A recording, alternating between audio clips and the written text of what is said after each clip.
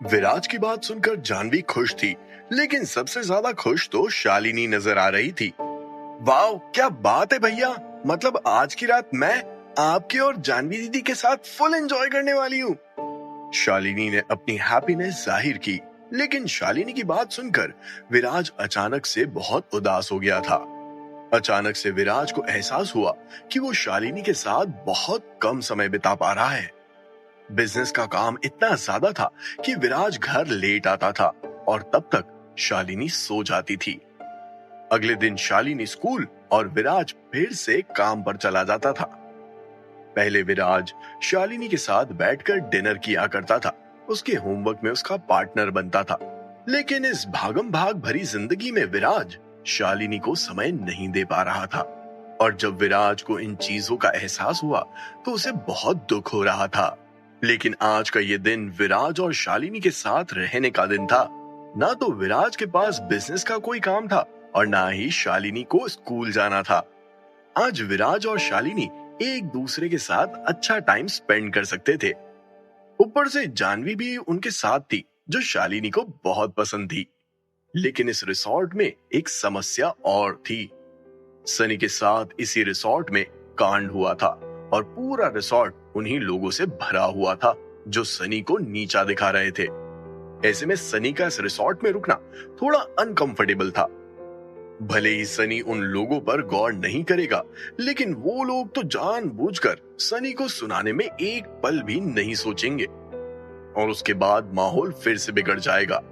यही सोचते हुए विराज ने उस रिसोर्ट से चेकआउट करने का फैसला किया। हालांकि सनी ने विराज को अपने मन की बात नहीं बताई थी, लेकिन चूंकि सनी विराज का भाई था, इसीलिए शायद सनी को कुछ बताने की जरूरत भी नहीं थी।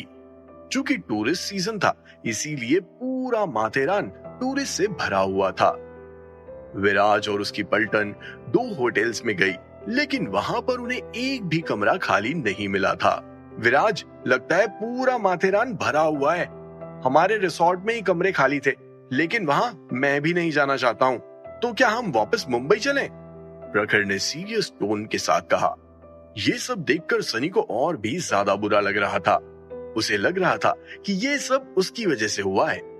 रिसोर्ट में अच्छा खासा उन्हें 2 कमरे मिले थे, लेकिन उस कांड की वजह से विराज ने उस रिसोर्ट को छोड़ने का फैसला किया, वो भी सिर्फ सनी के लिए।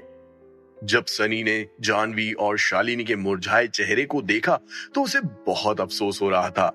इससे पहले कि सनी विराज से कुछ कह पाता, प्रखर की बात सुनकर विराज ने तुरंत ही कहा, यार गूगल मैप दिखा रहा है कि आगे एक और रिसोर्ट है, देखते हैं अगर हमें वहां पर कमरा मिले तो ठीक है, वरना निकल जाएंगे मुंबई के लिए। विराज की बात सुनकर सभी ने अपनी गर्दन हिलाई, लेकिन तभी सनी को बोलने का मौका मिला।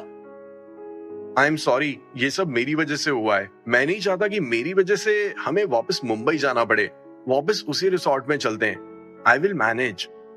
जैसे ही सनी के मुंह से ये शब्द बाहर आए, वैसे ही शालिनी ने सनी की सारी उदासीनता को दूर करते हुए कहा, सनी भैया, मैं आपको भैया क्यों बोलती हूँ? क्योंकि मैं दिल से आपको भाई मानती हूँ और मुझे भी उस जगह पर नहीं रुकना है जहां पर मेरे भाई को डिसरिस्पेक्ट किया गया हो। No more questions. और इसी के साथ ही शालिनी खिलखिलाते हुए हंसने लगी थी।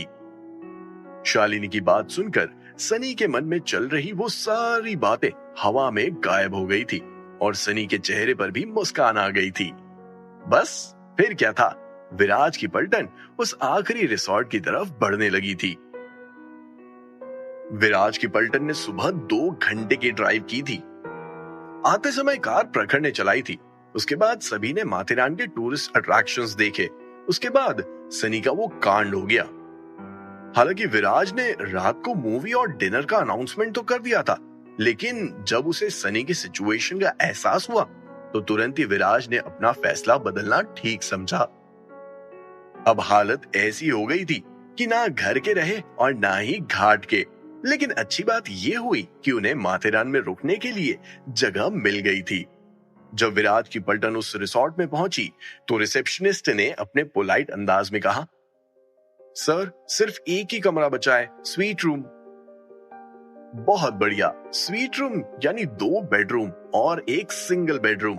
विराज की पलटन के लिए स्वीट रूम पूरी तरह से सेट था। तुरंत ही विराज ने रिसेप्शनिस्ट से कहा, हमारे लिए वो परफेक्ट है।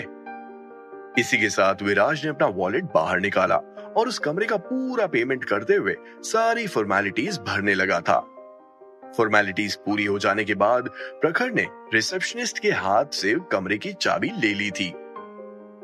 इसी के साथ रिसेप्शनिस्ट ने वापस से अपना मुंह खोलते हुए कहा, सर ये टूरिस्ट सीजन है, इसलिए अभी 10 मिनट बाद रूफटॉप पर ओपन थिएटर रखा है, हिंदी सिनेमा ओनली। अगर आप लोग इंटरेस्टेड है तो वो भी एंजॉय कर सकते हैं, एंट्री फ्री है।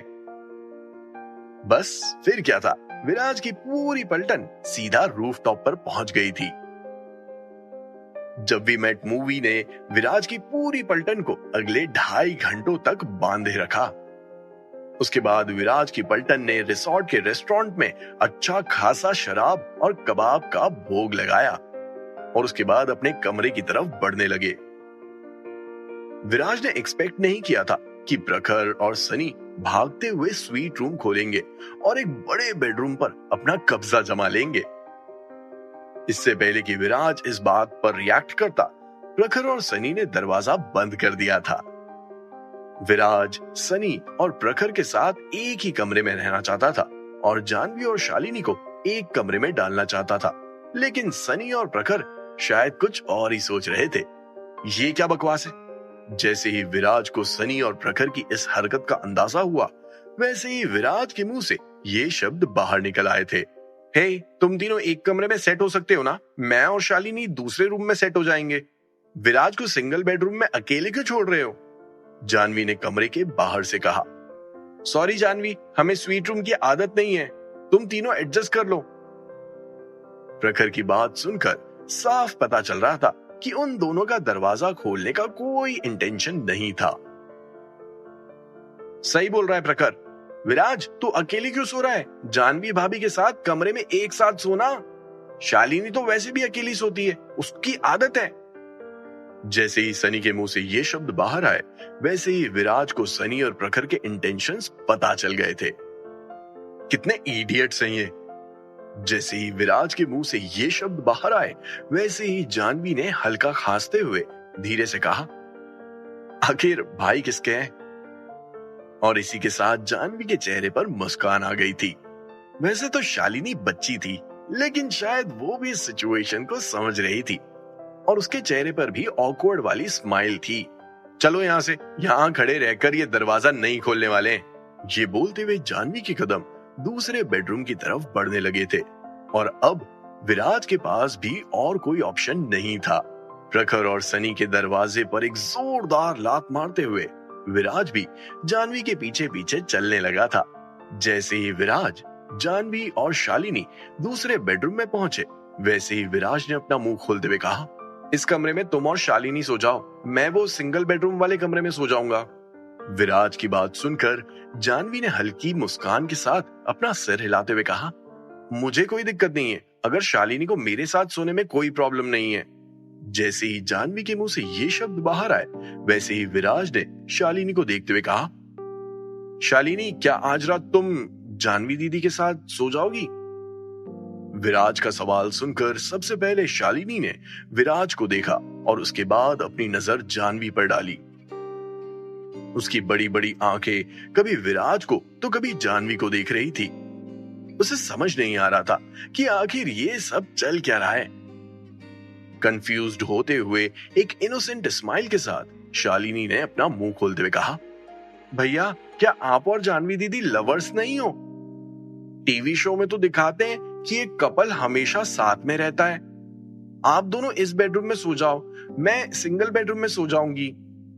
क्या ऐसा कौन सा टीवी शो है जो मेरी बहन को बिगाड़ रहा है? लगता है टीवी हटाना पड़ेगा। अंकल टोनी को कहूंगा कि इसे ज्यादा टीवी शोज मत देखने दो। मनी मन ये सोचते हुए विराज के चेहरे के हाव भाव पूरी तरह से उड़ते हुए दिखाई दे रहे थे। शालिनी के सवाल में विराज उलझता हुआ नजर आ रहा था।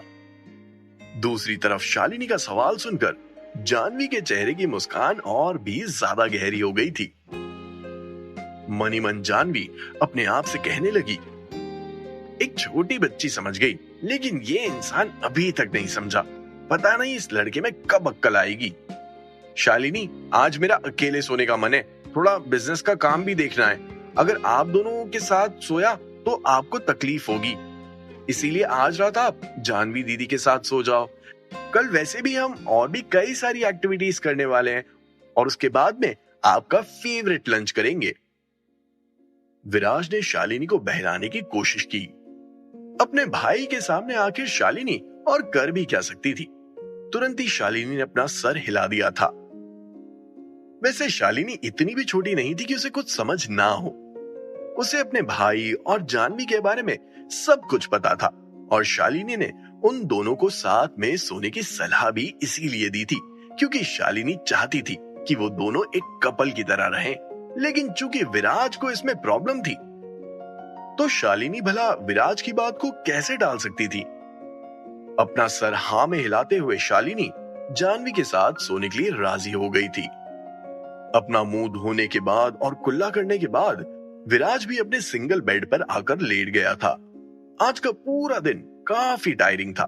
कुछ ही देर में विराज को नींद आ गई थी और वो सपनों की दुनिया में चला गया था।